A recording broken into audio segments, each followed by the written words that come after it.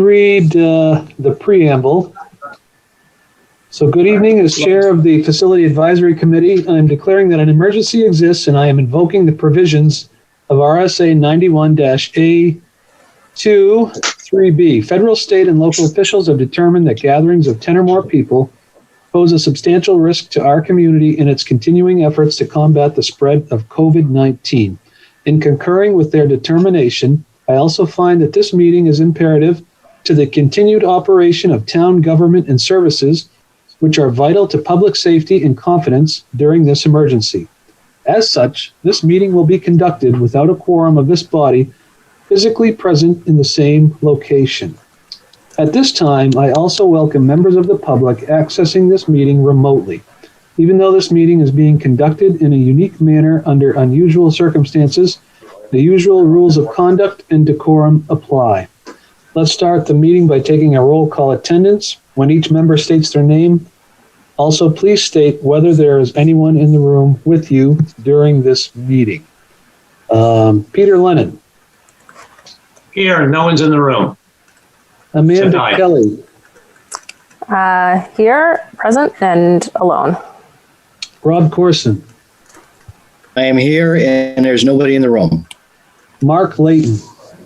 Here, and I'm by myself. No one else is here. And I am Chris Weeks, and I'm here by myself next to my mechanical room, so hopefully the heat doesn't go on and obscure the meeting. All right, so let's move on. I don't have to ask Rob, about that, right? He's just a panelist. I think you probably should, because Daryl is the select board rep. And okay. With that, yep. Daryl, roll call. Are you here? And is there anyone with you? Present. I'm presently alone. I'll have customers for a second in about 30 minutes. But okay. Alone. Do you mind if I ask where you are? Yes, I'm in the Salt Cave, downtown Exeter. Oh, okay. Oh, cool. I didn't know you, that was your going concern. All right, so let's get into the agenda. Let me pull that up. So there's a few things on here. We might not get to all of them, but we'll do our best. Let's start with the meeting minutes from the last meeting. Peter had sent those around to everyone. Did anyone have any comments on those? Not I. No. Mark, no. Amanda? Nope. No. I didn't either. It looked good to me. We have to vote now to accept the minutes? Yes. Okay, so I'll make a motion to accept the minutes from the last meeting. Well, second. Second from Rob. Let's take a vote. Peter, how do you vote? Aye. Rob? I approve the meetings as submitted. Mark? Yes. Amanda? I wasn't there. So did you see the minutes? Vote on it.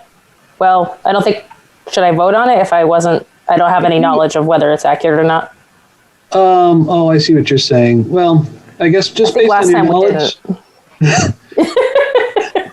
You got Peter's email though. You did see them? Yes. Okay. And did you review them? You have a chance to? I reviewed it, but I can't approve. I don't know. Okay. Do you want to abstain? I'll abstain. Yes, that's okay. Perfect. All right. That sounds perfect. Good. I vote to approve the minutes as submitted. So I guess that passes 4 to 0 with 1 abstention. Okay. Trying to keep up. I'll, as my last act as clerk, I'll send these along in the final copy to Pam, and she can post them on the website. Sounds good.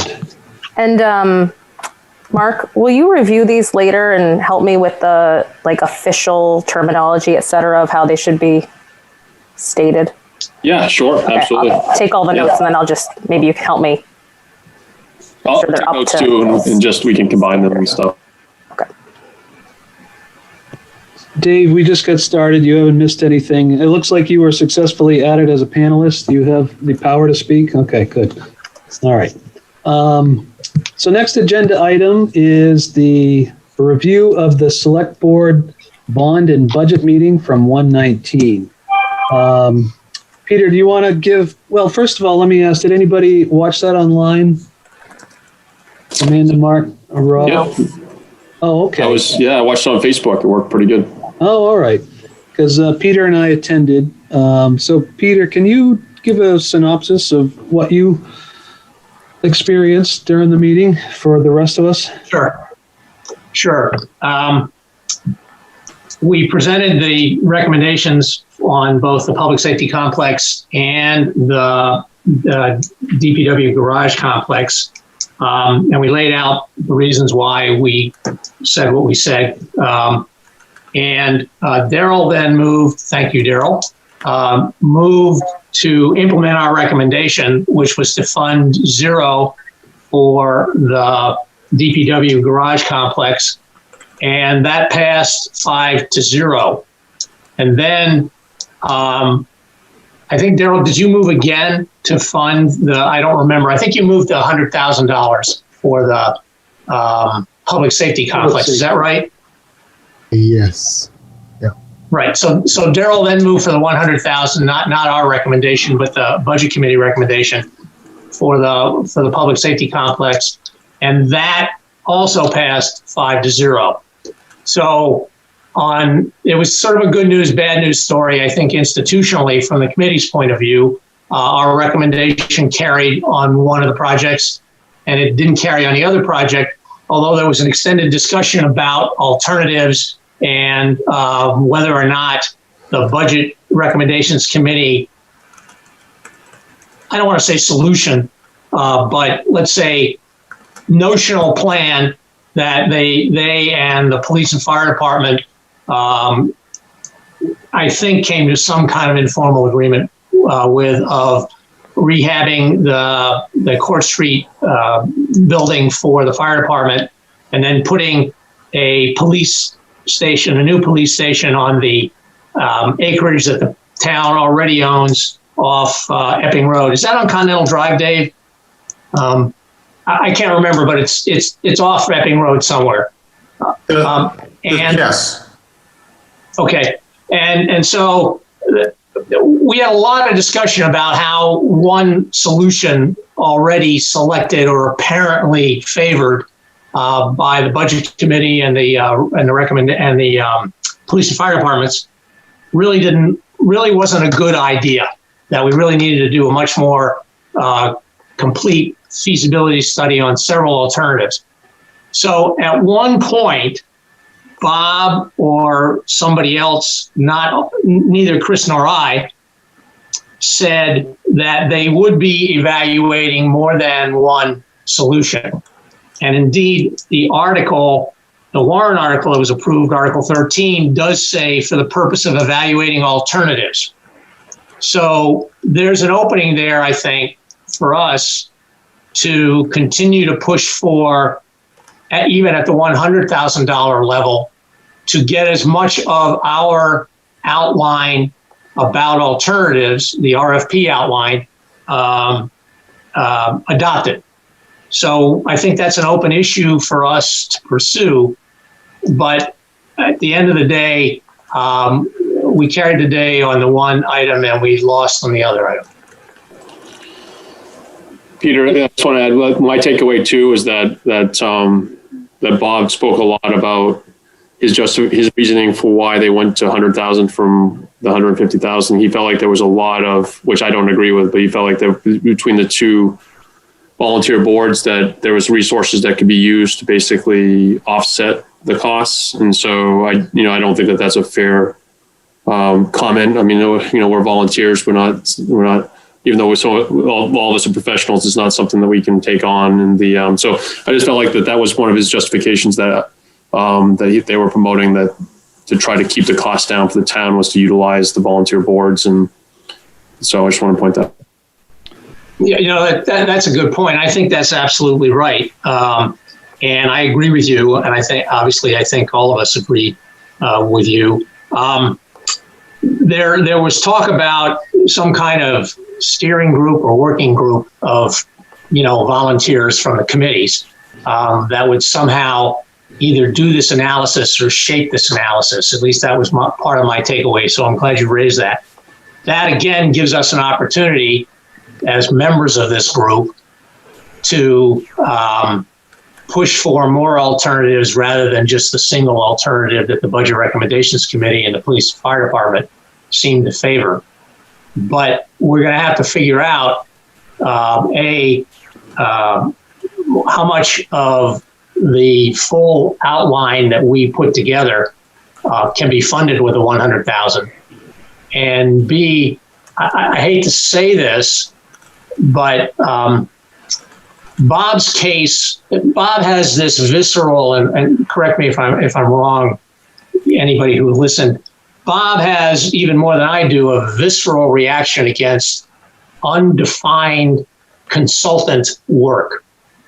And whether because he agreed with us or on his own, he didn't like the way that the Parks and Recreation proposal came about, as the Parks and Recreation Department worked with their design team to come up with this palace. Now, the problem is that, and we're going to have to figure out what we want to do if we get to it today. If we thought the Parks and Recreation Department proposal was, let's call it ambitious to be euphemistic, Bob's case has been made in spades by the Public Works Department's game plan. That, I don't know if anybody's had a chance to read it, but the 22,000 existing square feet in several buildings has now morphed into a 48,000 square foot mega building. And so that's almost, I mean, to me, that's Parks and Rec on steroids.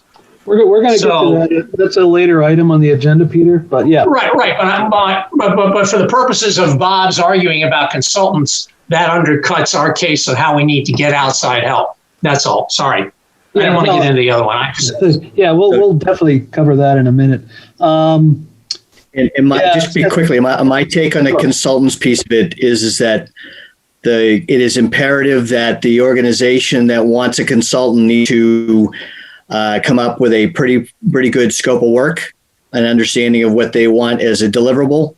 And with that, then they can keep a consultant within the borders of what they need to do. So I think it's work on the owner side to define it, not just on the consultant side to do make sure the work comes out correctly. Yeah, agreed.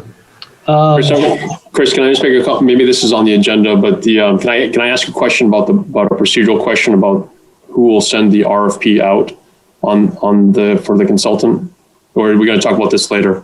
You mean as far as how we'll proceed on the public safety complex? Yeah, I mean, as a question for Dave Sharples, yeah. Oh, okay. Who will be drafting that RFP and be responsible for doing that? I will answer that the best I can. First, just to back up, we had said there was some talk at the meeting about, there was another study done for 50,000, I made it clear to Russ, and I think there's an understanding that we cannot get done the scope of work that was created by this facility advisory committee with the 100,000. We're just not going to. It needs to be revised and curtailed down.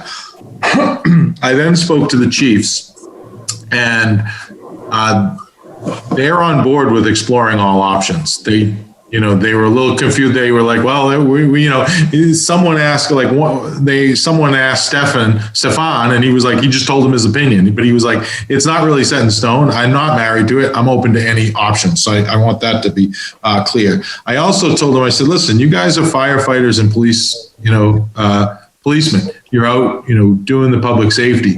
So to get to the RFP, I was like, I have the facilities advisory committee. These people do it for a living. I issue RFPs quite a bit and go through that process, very familiar with that process, and site selection and design, so forth. So how I envision the process going, to answer Mark's question, is probably, we can look at the scope, revise the scope that we had already created, trim it down to get the important things that we want, and bring the, collaborate with the chiefs. I can do that as the staff liaison. And then I'll probably issue the RFP, or I will help write it, and then, they'll formally issue it. But myself and by extension, this committee, I think, should be involved in that process. And at least one or two people on here would be a representative on the interview panel to interview, the folks that propose to hire someone with the fire chief and so forth. So I think, does that answer your question, Mark, about how? You did, Dave. Thanks. I guess I just want to highlight that I think that part of where people, and maybe Bob's point, is about getting concerned about who, and it's kind of like who's driving the boat, right? I mean, so if this is a new public safety complex and we have the chief of police and the fire chief running the process, well, it's kind of going to go where they want to go, right? I mean, could be, someone could make that accusation that they're just going to go and where they want to go. We've always talked about the process and being in public and making sure that as much as possible, the community can buy into this. I guess I think that's what Parks and Rec is, that you had Parks and Rec, developing this to meet what they felt like the scope was, right? And I'm just wondering, as far as it's a bigger process question about who manages this entire study design. Obviously the fire department and police have to have input, but it's about who, I think, drives that process. And so it's a bigger question. So I'm not asking for an answer. I guess I'm making a point. But well, I guess I was trying to allude to it. I mean, I think you're right, and that was my discussion with the chiefs, because, like I said, they're firefighters and policemen. That's what they deal with. They deal with public safety. And how many police chiefs or fire chiefs actually go through an RFP process, site selection, and project management of a massive capital improvement program? A lot of chiefs never, they go their whole lives and they're in the same building and they don't do that. So I agree with you. And I offered to help. I've done that before. I've done it from inception, to thought in my head to shovel in the ground and being built. With them, I think collectively, and with this group, that's what I told them. I said, we got a lot of experience on this group. So that's how I foresee it going forward, is us, myself playing more of a role. And that would be ideal maybe for future RFPs with big capital projects to go through that kind of process. But we'll see how it goes. But that's what I'm thinking right now.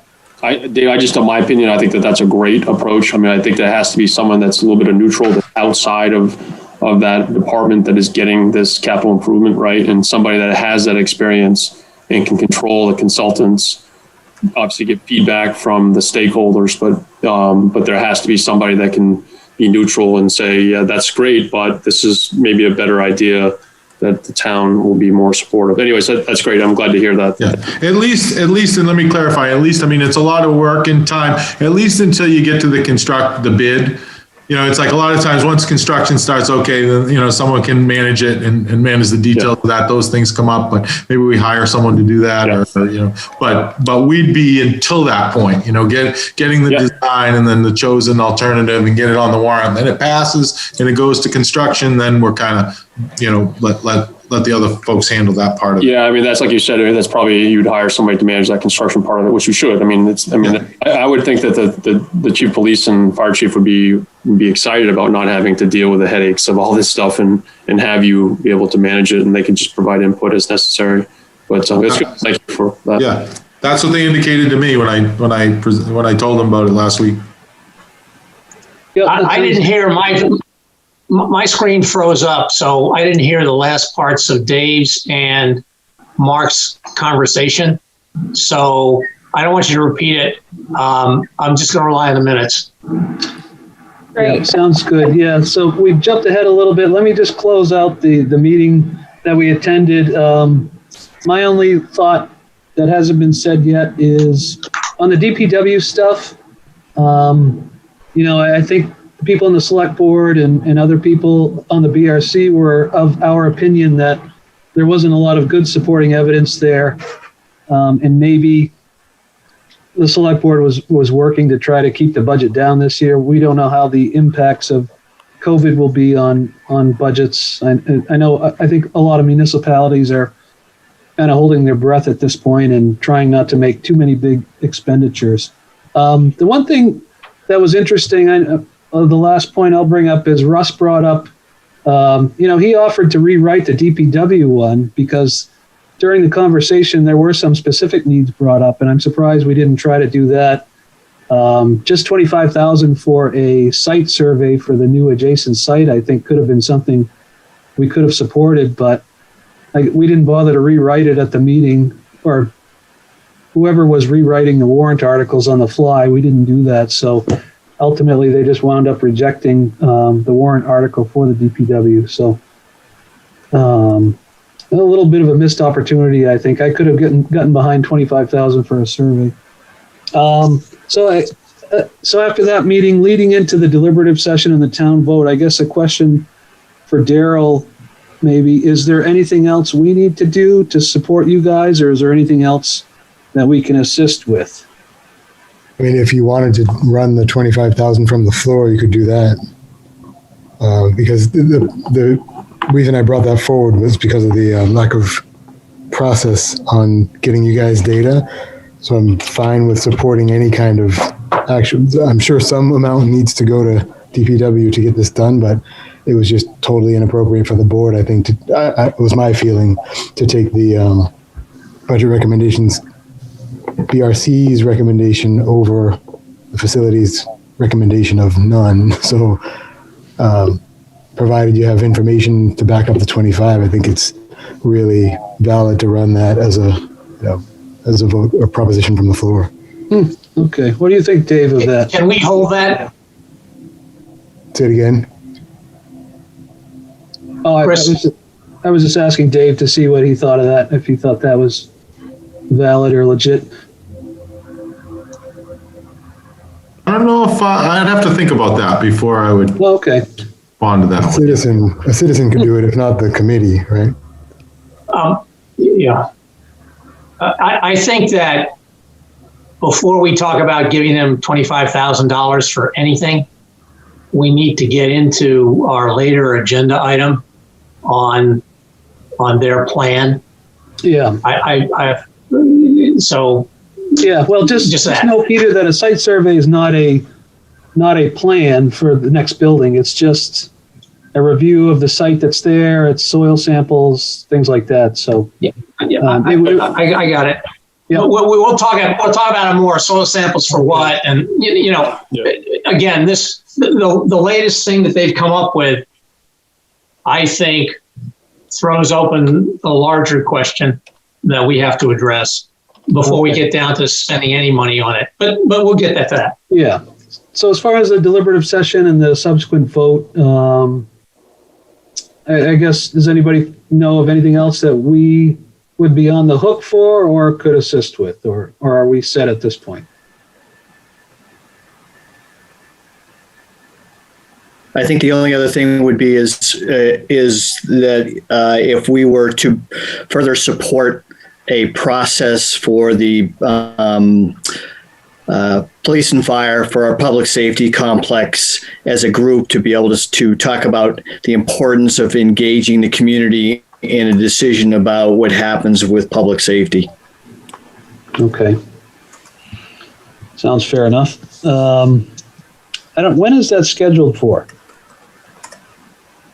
The deliberative session, I believe, is the 6th. Yeah, it's this Saturday, 6 at 9 o'clock. Yeah, and it's because the governor or the legislature didn't allow Zoom meetings. It's going to be a kind of a socially distanced at the high school, and then people will also have the opportunity to sit in their cars in the parking lot, and I guess input. There are going to be screens. At least that's what a guy, Daryl, correct me. There are going to be screens and microphones out in the parking lot. Correct, yeah. But it's going to be different. Okay, so yeah, I guess in terms of what we may need to do for that. Let's jump into the next topic. We've kind of touched on it already around the public safety complex and the DPW. What do we do moving forward with those? So I think on public safety, we talked about that a little bit. It sounds like, well, I guess one of the first things I wanted to do is I'd like to talk to Bob Kelly, maybe get him to come to our next meeting, find out what he was thinking of, and maybe we can discuss that as a group and come up with a plan for working with him. Since he seemed to drive the bus, since he's become the unofficial project manager on this project with the police and the fire chief there. I think that might be a thing is to share with him the RFP and say that part of what we want to tackle as an agenda item is the paring down of that RFP, but really talk about what we think the strengths of the RFP are and where there are opportunities to align it with the budget. And it gives us a chance to really get to explain to him why we think that there needs to be more than just the already prescribed solutions. I would agree, Rob. I might approach it just a slightly different way, and then also, Chris, as far as Bob, it's important not to let Bob or anybody else drive the train, and it's important not to, whether it's de facto or de jure, make anybody the chairman of this project. At least at this point, I believe. So I definitely think we ought to meet with Bob, but I think we ought to go to Bob with a plan that he can react to, and therefore, as well as and Rob, he did. We sent him the outline as part of our recommendation letter. Now, I'm quite confident he never read it or didn't pay much attention to it if he did. So I have no problem in reacquainting him with it and with suggesting to him that we work together with him and whoever he wants to designate on the Budget Recommendations Committee to pare down the deliverables in the outline to the $100,000. But I think even though, so I think that we should make that as the proposal, and we should give him some other ideas about what we want. Now, I would actually say that we should propose to Nico, to Russ, and to Bob that we establish a preliminary in-house talent working group. And those are Bob's words, and so we give him his recognition that he thinks that there's all this in-house talent, and then we get an agreement that we are going to use the outline that we've come up with, pared down to the 100,000. And I think that one of the people on the working group, ought to be obviously one of the architects on this committee. And I'll defer to anybody else who wants to be the second one. I don't know how big it's going to be anyway. And then, we work with Dave and Bob to actually draft the RFP. So I think we got to give him up. When we go to Bob, say, hey, Bob, here's all this stuff. What do you think about it? Let's have a meeting and talk about it. So it's not there for Bob to fill the vacuum with whatever things he might want to fill it with. Can I ask a question? I'm sorry, Chris. I just want to ask one question as far as establishing a working group or steering committee. What is the normal process for that? And maybe that's a question for Dave. When there's a project like this, I mean, like the library, I thought had a building committee or something like that. I mean, how does that process work when you have a capital project like this? I think it varies, but like the library was the trustees. They have their own trustees. Yeah. So that was driven by that group. I don't have a lot of specifics on that. I mean, Peter, are you suggesting that there, I mean, maybe this is what you were saying as far as what Bob was suggesting, but as far as establishing a small committee that would be just for this public safety complex that would help with this process? Well, initially, I'm proposing it just so that we can get the outline, agreed to as the right outline to use, pared down to the 100,000, and we end up working with Bob and Dave and the other stakeholders. If that morphs into the building committee or the project oversight committee or something like that, that'd be fine. But I wasn't thinking that far down the road. I was just thinking of the immediate, Got it. not issue, but definition that I think we face. But I'm happy if you think we ought to go further now. I don't have any problem with that. But I wasn't focused on that. I was just focusing on giving Bob an agenda of stuff we should talk about as the most immediate set of tasks. And then this in-house group, if you will, it scratches his itch about using in-house talent, and it may or may not get him to realize that, as smart as everybody is, we still need to rely on the outside experts. Yeah. I'm not. I was just, in one way, I guess I was making a suggestion, but I was just thinking that if a small steering committee was established that would focus on this and had representatives from us, maybe the budget recommendation committee, isn't there another committee that's looking at at least the police, some sort of committee, the advisory committee for that. I don't know. I mean, just to help with not necessarily developing the RFP, but maybe helping through the process of getting to whatever solution makes sense for the town. But I thought there is some sort of committee already. I don't know if Dave or Daryl knows of one. No? You're referring to the police stakeholders committee? Are you talking about the police stakeholders committee? Yeah, that's just for community relations. Oh, that's just for operational stuff? Okay. All right. All right. So a building committee would have to be established then. Okay. So I believe that we, as the Facilities Advisory Committee, actually have a subcommittee. And in fact, we could have a subcommittee, and the subcommittee could be made up of people from the BRC, from energy, from a number of other resources. So I think that would be one mechanism, and I think that would really have to really go back up through Daryl with a request from us to form a subcommittee that would be specific to this project. And that could be a kind of a way forward on projects in the future, is to use the methodology of developing a committee. Dave obviously could serve a role in that, and some of the other committees. Yeah, that's a good point, Rob. The energy committee, the sustainability committee, I mean, there would be a representative from each. Could be, and maybe that's after the study. That may be more productive once it gets passed and into further designs. That way there's input from all the committees as one group, right? So you're not having to go to each of these meetings. You could just have a work session, representatives. That's a good idea. Yep, I like that idea. Yeah, I mean, that is a good idea, but again, that's the later task, right, Rob? That's not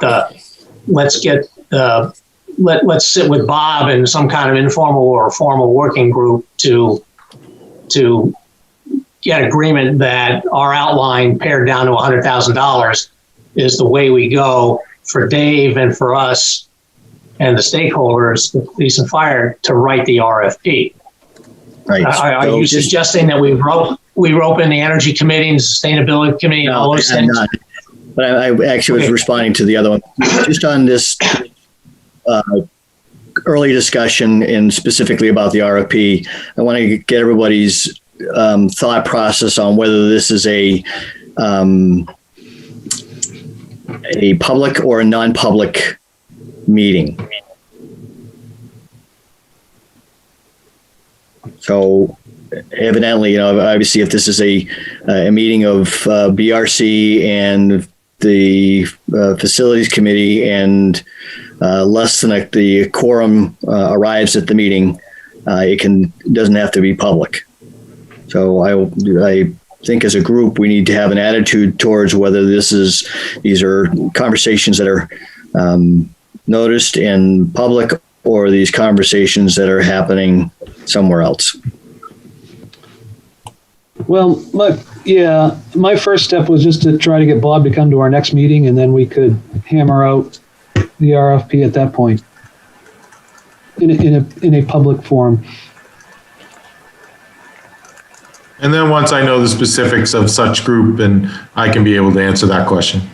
Okay. Rob, I didn't think of that, frankly. I viewed the preliminary group, if you will, as not having a quorum of anybody. If I know we want to educate the public and bring them along and make them feel like they have a stake in this whole process, I'll defer to other people about whether or not it ought to be public in the beginning or not. If you think the public can add to the discussion about the RFP outline and paring down the tasks to match the $100,000, then by all means, let's invite the public. But So I'm actually just talking about being kind of being online and being. So the issue would be if it's a non-quorum, it doesn't have to go through this process to basically have a public notice. And so that's what I'm really talking about, is more of the public noticing and the fact that this would be recorded and it'd be available for people to view at a later date. Okay. Any more discussion on that, or we'll move it along? Chris, just one comment on this RFP. I mean, I'm all for being, compromising or talking with the budget recommendation committee, but I'm just wondering if the next step is, if Dave is going to take on developing the RFP, that he has our outline, he knows what the budget is, that he takes the first pass, he goes ahead and does it, and then we comment on it when it comes our way. I mean, what do you think? What is that? I mean, Dave, you've done this plenty of times. You're an expert at this. You've talked to consultants. You go for it, and we comment and provide opinion if we think that you're leaving something out. Yeah, I mean, if we're going process on timeline, I mean, we don't have to reinvent the wheel. I mean, I just, issued an RFP, a couple months ago. So all the basic bones are there. We already have this outline. We could work with the outline to try to curtail it. But then I'd wait for the vote, and then, don't want to invest a lot of time, until that happens. And then as soon as the vote, if it passes, then the next meeting after the vote, we got a, final draft that we, go, and the chiefs are there, and then we can get it out soon thereafter. I got it. Makes sense. I forgot about the vote part, and I was jumping the gun a little bit. Yeah. It's like, we need the voters to agree. Right. So, Chris, do you want to entertain a motion to say that we want to invite Bob to our next meeting to have this discussion as part of our agenda of one of our next meeting, or of a meeting? Yeah. So, what's the procedure for that? Do we want to entertain a motion to invite Bob to the next meeting, and then somebody makes or? I can make that motion right now. I make the motion, and it becomes a discussion, and then we vote on whether it's something we want to do or not want to do. Yeah, that sounds good. I'll make the motion. We invite Bob to a meeting so we can have a discussion about that, the paring down of the RFP to match the budget. Second, anyone? Second. Take a vote, Amanda. Well, no, I thought we were going to discuss it. Oh, discussion first and then a vote. I'm sorry. Yeah, I'll get used to the procedure. Yeah, at some point. So, no big deal. So yeah, we'll open it up for discussion, and even though we've had some discussion already. Right. Unless you have a real heartburn with this, Rob, I would recommend that we add Judy Rowan's name to the invite list. So we invite Bob and Judy. Judy is the chair of the Police and Fire Subcommittee. And she had some particular ideas, not ones that we agreed with, but she had some particular ideas about this project. And we don't want to inadvertently cut her out She's very thoughtful and very capable. So and obviously if you invite two of them, they don't have to notice anything because they're way below their BRC quorum. So I would recommend that we add Judy to the motion. A. B, are we going to do anything before that? Or are we just going to wait until then? We're not going to give him our ideas about paring it down and where to pare it down? Or are we just going to... So my comment would be is I think the recommendation by Mark with Dave taking an initial kind of review through this to kind of pare it down, and then we use that as our starting point with our discussion with Bob and with Judy. That's my thinking. Yeah, that's good. Yeah, and when we invite him, we have to tell him something, Peter. So. Say again? I said when we invite him, we have to tell him something. We can't just say show up and. The beer's free. Yeah. So just to make sure that just make sure I'm clear that so the motion is that we will invite the chair and maybe a chair of the subcommittee, but it's to discuss a draft RFP, not our outline that's been developed, but a draft RFP that the town will provide for us to review with them, so that we can maybe as two committees together can support the draft RFP. Is that correct, Rob? That's correct. And again, using the scope of work that we've already developed is paring that scope of work down so that it is included as part of so it's part of this is to want to educate Bob about the idea that we are responsible for telling a consultant what do we want them to do, when we want them to do it, and what we want for deliverables. That's the important part of this. And that it's a part of the responsibility of us to make sure that that's what happens, right? Right, and that's what will be outlined that should be outlined in the RFP, right? Is exactly that, and I think Bob's a consultant himself, so I think he's been around. But I think you're right. It's how strong that RFP can be, and Dave's done these, so he can do that. So I just want to make sure that we're not creating more work for ourselves before. Even like to Dave's point about a vote and about a draft and that sort of thing. Okay. Right. So this meeting would be after the vote in March. We would invite him to one of our meetings after that. Yeah, I think that makes sense. Okay. Yeah. Yeah. Wait to see not only if it gets through the deliberative session, but, wins on the ballot or not. And okay. So now are we ready to vote on that? So, Amanda, how do you vote?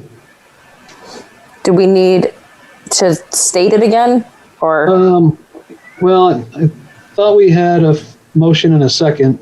The motion was to discuss. Just to discuss? I think it was, yeah. Well, we amended the motion. Okay. Are we over parliamentary? I think maybe. Ourselves? I mean, Yeah. we can discuss anything. We don't have to vote on what to discuss. Yeah. So I guess I'll make a motion to invite Bob Kelly and Judy Rowan to a meeting, probably one of our subsequent meetings, should the measure pass the town ballot in March. We have a second. I second. Well, Okay. are you going to throw in to discuss the draft or anything like that? Sure. Mark, do you want that listed in the motion? Yeah, I mean that's the purpose of the meeting, right? Is for us to review the draft RFP. Yeah, and also to work towards with the BRC to move this forward, because if both groups can be in alignment, then I think that helps the town out tremendously. Yes, I agree with that. So, now can I take the vote or? Yeah, please. Okay. Amanda. Yes, I'm in favor. Okay, Mark. Yes. Peter. Yes. Rob. Yes. And I vote yes as well. So that passes 5-0 to invite them. We really have to vote to invite people to a meeting, but oh well. Okay. Anyway, so, Daryl, can I ask, let me just interject quickly. Do you have any comments on the warrant article, $100,000 for the PSC Public Safety Complex study? Do you have any comments or expectations that you would care to share with us? I do not. I defer to the will of the Facilities Advisory Committee at this point. I'll run whatever you want to the board. During the meeting, I'm not sure if I initiated the motion, but it was, I understood it to be what happened with DPW. They didn't give you the data you needed, and I felt that what was being proposed in the 100 was enabling the public safety, police and fire to be able to give you data to make a decision in the future. So again, if there's any other movements from the facilities committee, I'll be happy to run, but I'm just trying to impose process from the board perspective, where we take our best advisement from subject matter experts. And I feel like right now, as far as advisement goes, subject matter experts are the police and fire until such time as we have requirements for a facility, and then those go to you guys. And again, this is just my position on it, and I'm happy to be cajoled another way by you guys. So I'm happy to be a leaf on the river of Facilities Advisory. Thank you. No, appreciate that. So the next things I had on the agenda, we're kind of running short on time. Do we want to speak about a couple of things? One would be the DPW, and then also, I guess, with that, I had the thoughts on the long-term planning. Maybe Dave can help us out with that, because now we're looking at quite a few municipal buildings coming up in the pipeline.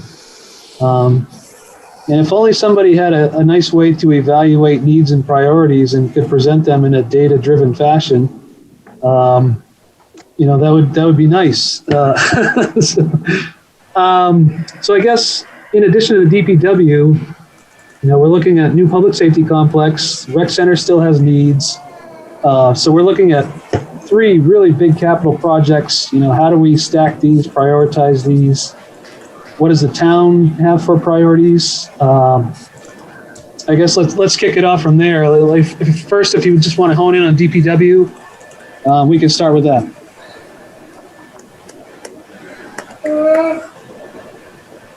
My first reaction on DPW is that even though we like the idea that they were taking a master plan kind of view toward the campus, and we wanted to get them an idea, we wanted them to consider using or helping meet other needs of the town's departments, that I wouldn't start talking about this as a DPW complex, because that, frankly, plays into the hands of the people that wrote this report to grow a 48,000 square foot building. So I think we need to consider, they started with a garage and a fuel island, and now they've come all the way around to whatever this is. And there's a long way to go before I think, personally, I could be comfortable in supporting anything like this. There are just so many unanswered questions. This does not, this answers the question of what do you want to do with the 100,000 or the 150,000 that was in the budget request. But it, to me, only demonstrates how not giving them any money was the really right way to go on fiscal 21. Because, frankly, we have to send a message that reality needs to set in. And we need to talk about, the sequencing of this project with the, whatever form this project is, sequencing it with the public safety complex and with parks and recreation and whatever form we think they're going to have. And who knows, there are a bunch of other things that are going to be in the CIP program in each of the years, there's going to be a bunch of sewer and water stuff, and sidewalks and all kinds of other things that compete with all of these projects. And while we don't have to worry about, the fire trucks and all the vehicle purchases, there's an awful lot in the facilities alone. And I think we need to be really careful before we do anything that looks like we endorse this report or anything connected with it. I'm sorry. Finish your thought, and then I got a question. No. I'm done. Oh, okay. Dave, to help inform my thinking, what are you guys thinking in terms of phasing in all of these forthcoming projects? That's what we use the CIP for, to, evaluate them. And I guess they evolve, because I've recognized doing this a while, while, you can say, okay, this is a priority, but then all of a sudden things, don't work out and that project doesn't move ahead, and there's multiple needs. So I don't know if I can, sit there and say, do A, B, and C, in a row. I guess that's a collective discussion we have every year with the CIP. And we haven't had that discussion yet, but we kind of reevaluate, take stock. What have we done? Where are we? What are our needs? Have they changed? And so forth. I mean, COVID can, affect things. Like we passed a paid parking thing for Lincoln Street and the train station. And I don't think 7 cars have parked there in the last 12 months. So it kind of turned around. So that's how we evaluate it. We'll have that discussion at the CIP and the process and what's, what the priorities are at that point, and put them forward in that document. Yeah, one of the things I'd like to do is go ahead. Just quickly, as far as determining what is in the proposal, and if I read it, I don't know if I quite have a full inkling. I understand, because it's not very clear. The documents are pixelated and difficult to read. So it's what I see is a building, which I think is like 2-story building with kind of the service side on the lower level and office and administrative things on the upper level. That's how I see it. So when I did a quick scaling of things, that the square footage didn't quite marry up with what the program said, because if I take the lower level, and even if I kind of did, so there's still some squishy things about what it is, but it looks like they took all of the items that seem to be below what they would at their expectations and put them all into the building. So the administrative offices, that building becomes vacated and it's being used for something else. The workshop now gets vacated and that becomes a storage building. So it seems like everything is packed into the project. And I think one of the things we had a conversation with them about was more of a strategic phased approach to how you reuse the site versus taking everything and putting it into a single thing. That's my understanding of what I read. And if people have different.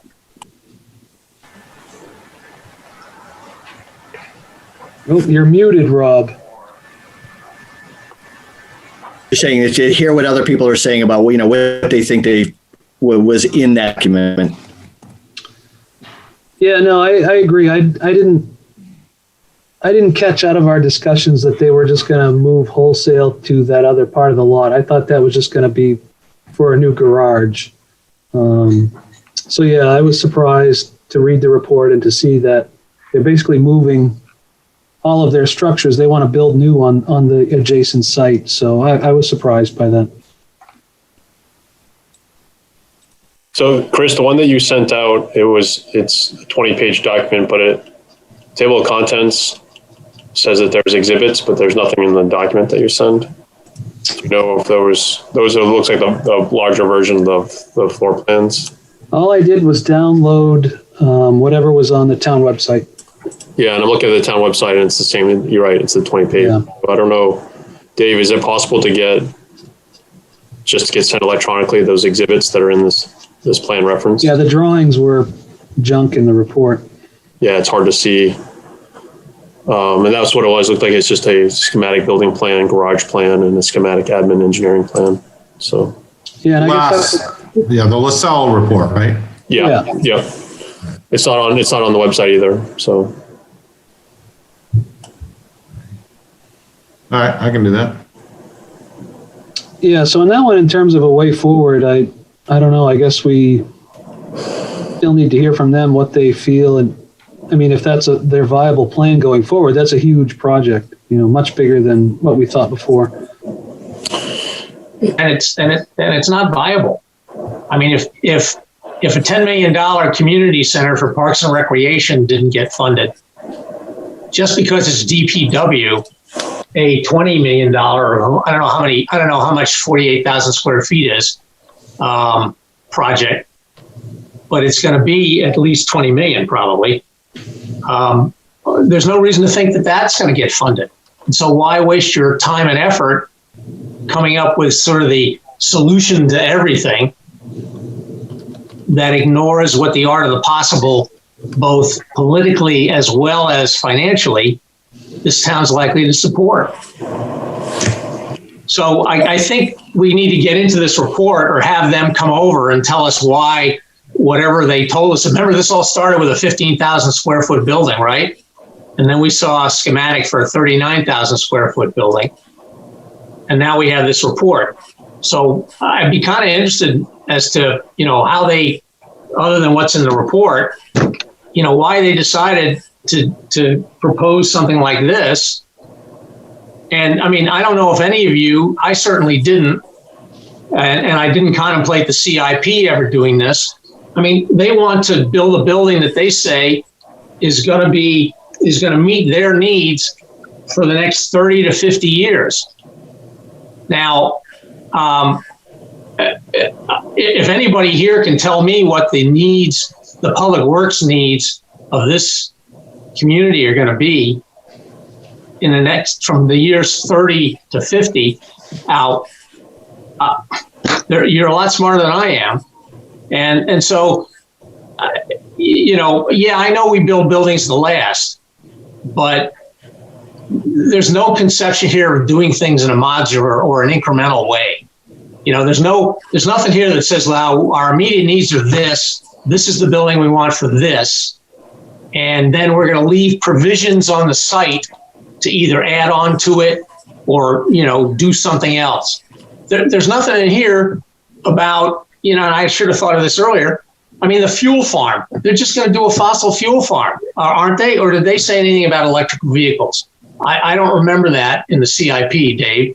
Do you remember that, where they talked about the fuel farm and, the tanks and all that kind of happy stuff? No, they talked about a fuel island. That was... Right, a fuel island. You're talking imprecise word on my... Yeah, they're talking, pumps and the tanks underneath them. Yeah, they mentioned that. Did they mention electrical vehicles? Did they mention that they were going to have an electrical vehicle charging station? Well, anybody who's going to sit here and say that we shouldn't consider going electric in our town fleet, or at least parts of it, is, I think, missing the obvious. A. B. I mean, how do we know this just takes 2021 equipment sizes and says, well, those are going to be the same sizes of equipment 30 years from now and 50 years from now. And that's absurd. There's going to be a whole ton of different technology for public works equipment, to say nothing of public works functions. And these people, want to build a 2020 concept for the next 30 or 50 years. So we need to hear from them. And I think we need to seriously wonder, why they came up with what they did and how they can possibly justify it, either programmatically or financially. Anyway, just my own personal opinion. Yeah, no, that's all good points, Peter. And I think that's we can bring value to that conversation and help them come up with alternatives in ways that might make that more feasible. Yeah, I mean, I would agree with that, Chris. I think I'm just looking at this. I mean, at least we have something to review, right? Which is what we were asking for before about, what is LaSalle doing, and what are they supposed to give you? So I know this is dated December 18th, but at least now I think all of us should comment, and we should consolidate comments and get it back to DPW and review this, because I think that's a really good comment, is about how you going to phase this so that the town residents will support it, right? And not just try to do a $15 million building, but what's the priority? Do that. And then we talked about having a long-term plan where this would be a priority one, this could be in the future. And they've just now thrown everything into one big phase that, I mean, they even moved it to what's now is undeveloped. So you have infrastructure costs that are going to have to be added. I mean, it's great pie in the sky, but then now it's about what is reality, right? So I think we just need to comment and let them hear our thoughts, right? Yeah, agreed. One of our goals, obviously, was to help these groups have successful projects and actually have them go through this process and actually get voted in and get done. I think when we went there was definitely a need. And I think the need was that they demonstrated to us really was the need around the garage and the maintenance of the vehicles and the importance of that need. And I think Peter's exactly right. So if that's your primary need, well, then let's start by solving the primary need, and then think about how you might, in an additive way, be able to build that over time to meet some of your future needs.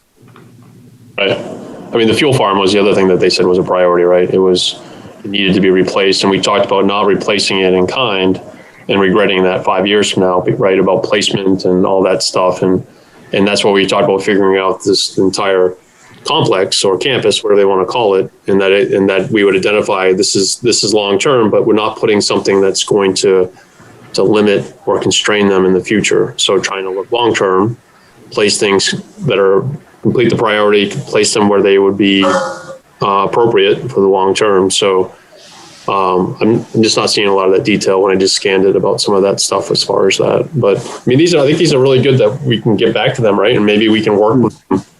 Yeah. When this gets approved at the next, maybe a year from now, and work through this and come up with a better plan. Yeah, I think that's where we can bring the value over the next year, get something in the CIP for next year that's feasible and viable. When I was listening to the discussions at the board level, I didn't see that, I don't remember Jennifer pushing back very hard that they needed this to go forward this year. I mean, what I remember. Yes, she didn't really say anything. That's correct. Yeah, I think she was just conceded that needed more work and it wasn't ready yet to go forward. So, which is good. I mean, they're getting it too, right? They probably haven't really had a chance to digest it. So yeah, they just got it like right before Christmas. And yeah, she's another one we can either go to her or she can come to us. We can have a nice sit down and go over all of those things. And then, so to use that as a springboard, as far as long-term planning, I agree with Dave. Things change from year to year, but at the same time, our initial charge was to come up with a way to help do long-term planning, and flexible long-term planning too, that can change as needed. Originally, we were going to do the assessment to get all the building data in, and then we probably could have had more subjective data to go with from there. Absent that, how do we, as an advisory committee, come up with a long-term plan for these forthcoming large capital projects? And we don't have to come up with an answer now, but yeah, Dave, go ahead. Oh, just to hop onto that, I mean, I'm sorry if I implied that I was trying to negate the need for long-term. No, not at all. I'm a planner. I was just saying we do, and I love that. I think when you ask, I was just responding, you were asking, where's the town priority of 1, 2, and 3? And that shifts because they're all needs. And we just kind of deal where it's at and, each year reevaluate. And some projects may move ahead that we may have thought were a priority, ahead of another project that we thought was a priority over that project a couple of years ago because the circumstances changed. That's all I was saying. No, and I agree. And our initial charge was to put into place some sort of framework whereby we could advise the select board on facility priorities. And I'm just asking our team, how do we do that? Since so far we did not get our assessment yet. I mean, is there something we do individually as a group, or are we still reliant on an assessment and subsequent data that we can use? The silence is deafening. So, I mean, Chris, I think I think there's a lot. I think that there's, you have these big capital projects, right? I guess my concern also is the smaller renewal needs where I felt like the assessment was really important, is that a lot of attention gets put onto this replacing public safety and this DPW, but there's other needs that need to be addressed or prioritized, right? Whether it's the cupola, roof work, whatever it is. I mean, I don't want to, I think that's my opinion, is that there's the smaller costs that still may have to go to warrant articles that get put aside because we're more focused on the big stuff, and then they become a big item because something's failed, right? So, I don't want to lose sight of what we had really pushed to have a full townwide facility assessment, because I think that's important and that will help large projects, but also help with these smaller renewal projects. So I still think it's important that we push for that. No, I agree with Mark. Go ahead. Go ahead, Rob. I'll come in after. I was just going to say, to answer, at least build on what Chris's question is that one of the things that we had discussed before was that could we we have the town database that has all of the listed town properties, and could we begin to input that into even as an Excel, so that we could actually use that future information to pass on to a consultant to say, here are the properties, here's the age of the properties, here's their use, here's their, we could come up with a series of kind of just background data that would be easy enough for us to pull together as a way to give that to our consultant at a future date. Yeah, no, I definitely see us being able to, or trying to pull together information like that as a first step, since we're far from being able to hire anyone to do an assessment. I think that as a start, I guess I would suggest a couple things. We take the latest CIP, or maybe the last two, and if there are other projects that Dave knows that didn't make either of those last two, but are likely to come in the near future, we take that CIP plus other projects, and then we take everything in the budget that's associated with maintenance or renewal or renovation, because it's spread all over, right? It's not spread all over in large amounts. The largest amount is the $100,000. But find out in the budget where all this maintenance money is, and ask the town, just in the same way that they seem to be able to give us a maintenance project breakdown for the 100,000, to see if there's a breakdown for the other pots of maintenance. So we add them, and hopefully that comes with budget numbers by fiscal year. So we at least have that. There's a bonding or a debt or a funding stream in the back of the CIP. We at one point, when we were doing the Parks and Rec, we asked Russ for an updated funding bonding stream. He said he did it, but he never gave it to us. So that was our fault for not asking for it again. And I guess we ask, so we get that, an updated bonding, funding, whatever stream for as far out as the town keeps the books. I don't know if that's 5 years or 10 years. I don't know how far their budgeting timeline is, because, they'll straight line 100,000 for the most part in the maintenance budget. But there's sidewalks and there's all kinds of other stuff that we probably won't want to deal with, but we at least need to know where it is. And then I guess we go to the departments and we just ask them for their wish lists. And then so there's a whole ton of stuff on paper to try to get a handle on. And then we can determine how much of that we need to put into a database that we will want to use.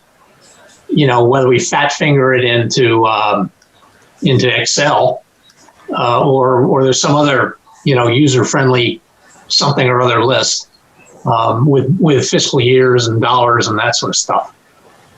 But that's all from a budget point of view. If we can even follow the money and the projects associated with the money, I think that's a big start to try to get a handle on, what may be out there before we ever get an FCA.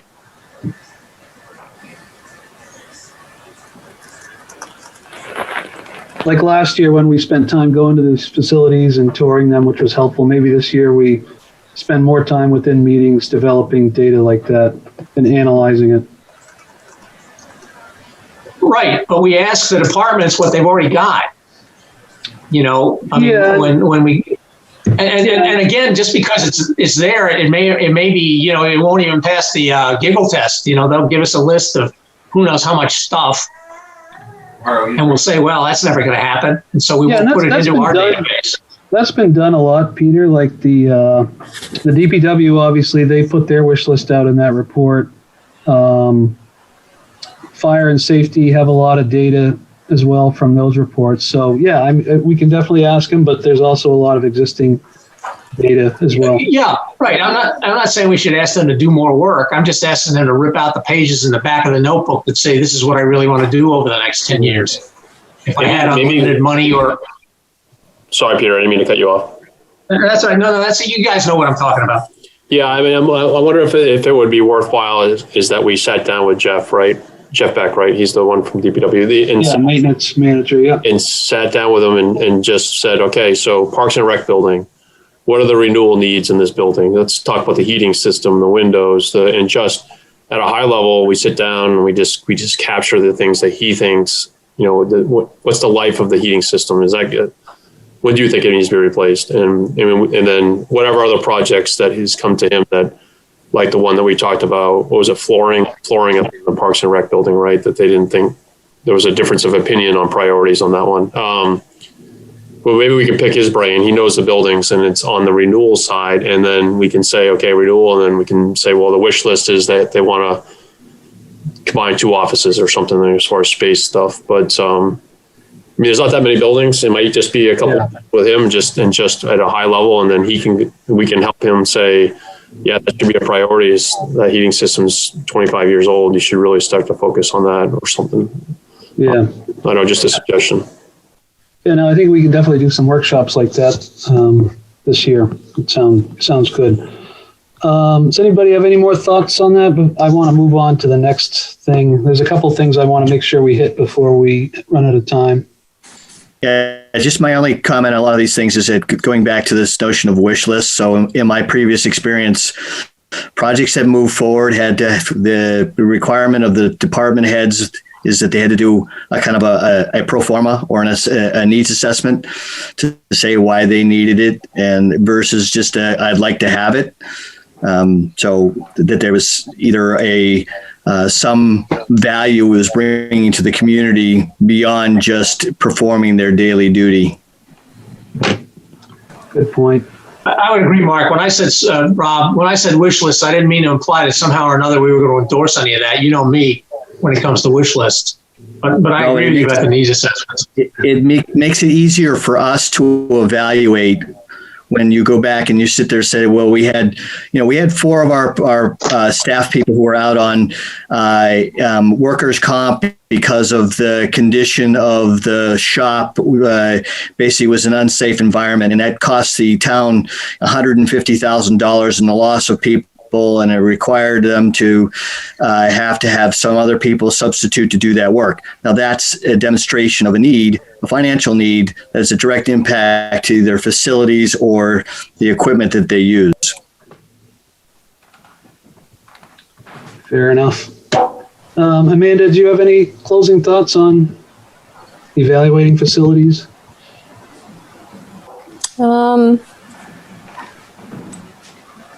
No, I think it's a good idea to have that conversation with Jeff. I like that idea, and making that a future meeting topic invitation. Yep, I agree. I don't think we need to vote on it, but I agree. Perfect. So the last couple things I want to make sure we hit, and I'm going to stop at 5. I guess the first one, I just had a comment, Dave, on the solar array warrant article.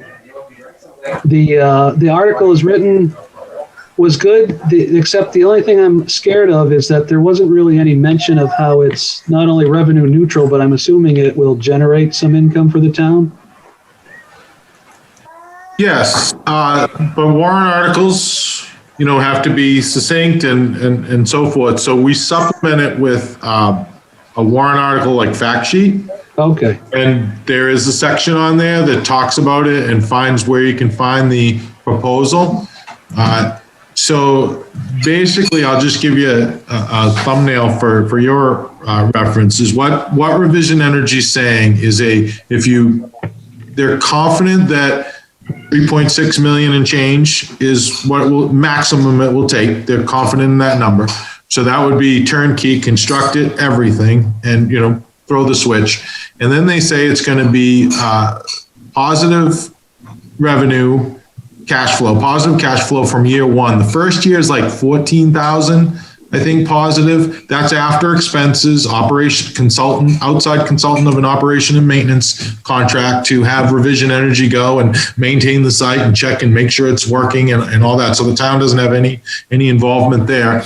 And the bond payments.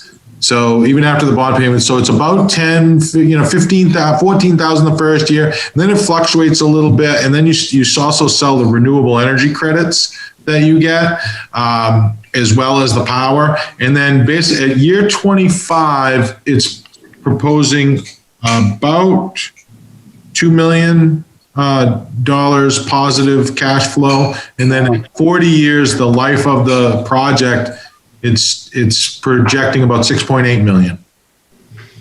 So no, that's good. I just said the warrant article is written. I was concerned that people will see $3 million and they don't see the other benefit of it. But we did say the tax impact was none, and the revenue will be offset. The revenue generated will be from the selling the power and the renewable energy credits. But we didn't want to. I mean, this is all assumptions too. So we didn't. Yeah, I know you can't put hard numbers down. Yeah. Yeah, I mean, and to that end though, they said a 20-year. Their assumptions were based on a 20-year bond at 2.75%. Right now, the municipal bond bank we could get a 20-year note for 1.67%, which is another $500 million. So their assumptions, and we pressed their assumptions in the Energy Committee and the interview panel, and they all look their assumptions are pretty solid. I mean, at least they have a lot of data to back up their assumptions. Yeah. I'm just hopeful that people voting on it get the full picture of it. That's my only concern. Yeah. So the last 2 things I want to cover for sure. One, let me jump around. I know, let me go to ADA study. Dave, do we have a finished ADA study for the town at this point? Finished. Yeah. Well, yes and no. I mean, I'll answer that because that was kind of one of they had issued a final report. They went in and done the assessment, and they provided us last year, right at COVID, right before it hit. And then that did take a back seat, but like, so I never got to fully review it and provide comments to get a final draft done. Okay. I did do those comments, and then they had a lot going on, and it was one of those things. So that is pretty final. I mean, it does, but I did still have some comments, and I talked to them maybe a month ago or so and said, we got to get back on board and get back on track. And they agreed, and we just haven't gotten there yet. But that is a goal. It's, Yeah, we were just curious to see that. I can give you what I got. Oh, yeah, that'd be great. Oh, absolutely. Yeah, I can. Yeah. I'll share the study with the committee. Okay. I had some questions on like, what does this mean? And what, so there, I had some questions, and then that might result in some final edits to the, quote unquote, final report. But I'd be happy to share that with you. I'll send that along. Okay, sounds good. And I'll get that. So two other procedural items I want to go over too. Now, as far as like a central, we're accumulating a lot of documents, digital documents. Are we able as a committee to have a central digital file storage through the town or something like that, where each of us could access all of these things that we're accumulating rather than each of us have our own individual stash somewhere? I'm like the worst person to ask that about his computer savvy. I could jump in if you want. Because you're, a public committee, is we could upload all of, organize it somewhere, somehow on that. That way, you just go to the website if you lost it. We could also do a Google Drive. My concern with that is, 91A things where people, if you guys are working off of some documents in there, if three of you were working on a document at the same time, that'd be a public meeting or something. So it may just be better to keep it out in the open on the website. And, if you get things, you can send it to Dave or just send it to me and I can upload it to your page so it all be there or something. Okay, what if it gets to be a lot, like dozens or, over 100 or something? I can we're trying to look into ways of organizing that information right now. It's tough. A lot of it is, they're already on the website, but on different pages. And there's little tools I'm trying to get people to use where there is like a documents and reports section of the website where you can view all the PDFs and sort by department or committee and things like that. But it's not that tool is not widely used. So, yeah. Yeah, and I guess we don't do any big editing behind the scenes. Like we usually have one person draft something and then we discuss it in a meeting. So yeah, I was just looking at a repository, and then I'm not sure if some of these documents are for public consumption. Like if we get a draft report of something, I'm not sure if we would want that on the town website or not. We might discuss it in the meeting and such, but for sure, it could possibly, we could look into a Google Drive tied to some staff person that you guys would have access to a folder. Okay. I do that with different organizations and stuff where they can get into the folder and only your email address or, would have access to that. But yeah, we can look into that. I would like that. I don't know if any of the other members feel about that, just because when I go to look for all of these files that we're accumulating, I haven't done a good job of keeping them all in one place. So frequently find myself looking for some of this stuff. Yeah, I agree. I agree, Chris. Yeah. I've got 2 feet of papers that I have to go through to get rid of now, and I'd love never to have to accumulate 2 feet of paper again. Okay. Yeah, and like I said, I don't have any problem being very transparent. My only concern for having it all on the town website would just be if it's a draft report that might not be ready for wholesale consumption yet. I mean, I like the idea of the Google Drive if we're drafting a letter or, whatever it is that you, instead of sending versions around, right? I mean, if there's a way that we can legally do this where, Chris, you draft something, we go in and we can make comments on that one document instead of trying to, email things. Yeah. I don't know how that works to the law, like Bob says. Yeah, but you can tell with Google Drive, you can tell like who's in the document, right? So, yeah. Yep. So, because I think that's as we're drafting recommendations and things like that, we're limited to how we can send it out to everybody, right? So anything like that where we can go in and comment would be helpful.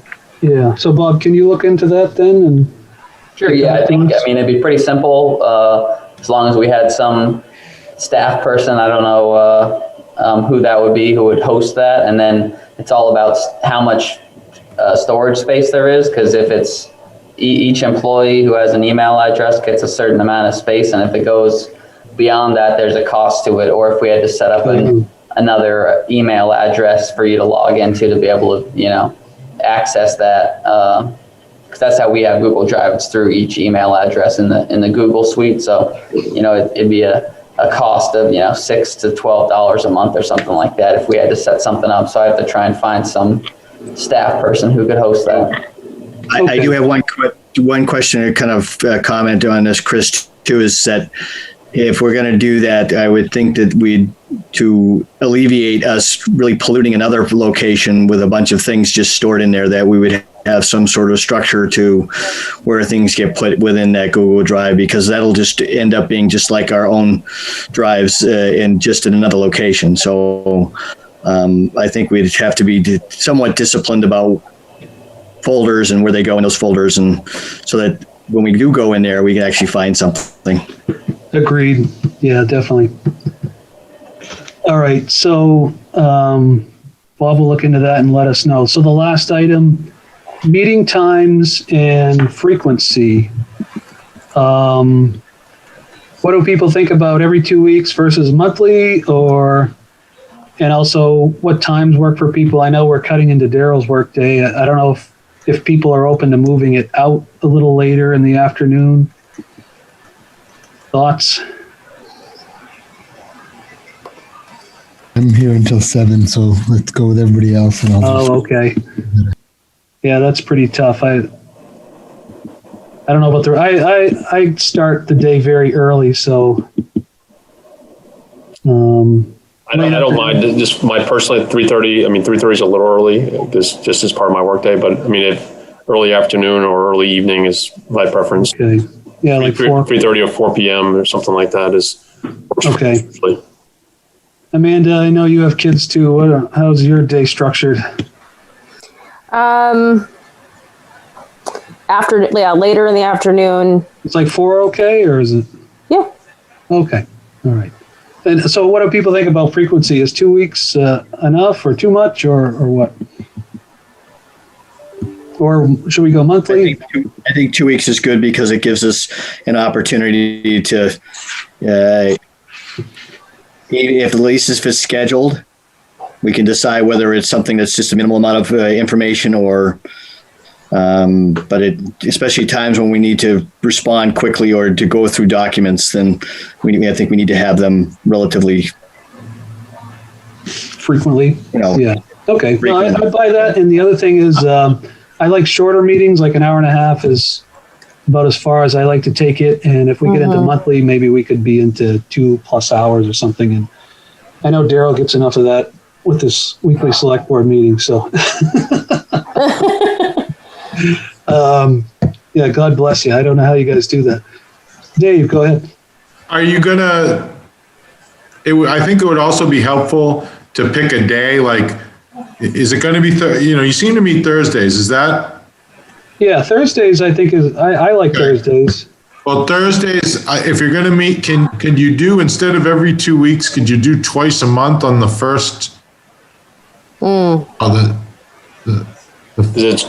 avoid I'm trying to avoid planning board because I have planning board. Usually doesn't start till 7. Sometimes it starts at 6:30, but I'm in kind of, review mode and preparation mode for that. So I've missed a couple of these meetings just for that. So if we pick the 2 Thursdays that right now, I think it's the 2nd and the 4th Thursday for planning board, if we could do the 1st and 3rd. So sometimes it wouldn't be every 2 weeks. Sometimes, you get a meeting off here and there. Okay, so it's Thursday, or I know Mark originally. Yeah, 1st and 3rd. Mark had thrown out a Fridays originally too. I don't know how popular that is. Yeah, I mean, either way, it doesn't matter. I mean, it's, there's sometimes I have, other meetings that are in this time frame. Fridays afternoons are usually quieter, so whatever is best for the group. Okay. I can try to make work. Well, yeah, I like that idea, Dave. Does everybody like shooting for first and third Thursdays of the month? Yeah, that sounds good. And All 4 right. o'clock's fine. Yeah, so I'll send out some meeting invites to get those going. So the next meeting then would be the 18th of February. Okay. All right. What time, Chris? Are we staying at 3:30? Is that? Oh, we could do 4 or we could do 3:30. Which works better? Probably 4 p.m. works for me, but that's Okay. just me being selfish. But whatever else. Yeah, 4 is actually a little better for me too. And Amanda said she could do So 4. when's the I think next 4 meeting? o'clock I works a can little do bit better 4. for me Yeah, because it's a 3:30 is little, better, you know, but 4 is fine. Okay. All right. So we'll do 4 o'clock, hour and a half, first and third Thursdays of the month. Sounds good. And with that, I have nothing else. Any more comments before I make a motion to adjourn? Yeah, real quick. It was on the agenda. We didn't get to it. The fact self-evaluation. I have updated the list of accomplishments and room for improvement. And subject to everybody agreeing, I would just send it to everybody and we can discuss it next meeting. Well, I guess we got to ask Rob. Rob, did you already submit the self-eval for the FAC? I don't know who that was for. Or... You are muted. So that was due a couple of weeks ago, and actually goes into the town report. Oh, so it's already submitted? Yeah, is there another form, or is it just you're saying it's the end of year report? Oh, okay, for 2020. Well, yeah, I mean, I added some kind of what happened, I added like the planning board agreed with our recommendation, or the select board agreed with one of our recommendations and didn't agree with the other. It's that kind of stuff. So if nobody cares whether or not it shows up in the annual report, that's fine by me. Or I guess if you're saying it depends on what it says as to whether we can resubmit it, then I send it to everybody. Sorry to jump in. I believe it's already been printed. I don't know if that will make a difference. Okay. Excellent. Thank you. We're going to issue an addendum. Yeah, you can insert the piece of paper into all of the copies there. No, we don't need to do that. Well, oh yes, you're joking, brother. It would look too immodest. All right. Yeah, there's a few items we didn't get to, but we'll cover those in a couple of weeks. A lot of procedural stuff and then some of the old business things. So with that, I'll make a motion to adjourn. Do we have a second? Second. Do I have to take a vote? Yeah. Oh, Amanda, how do you vote? Yes. Mark? Yes. Peter? Yes.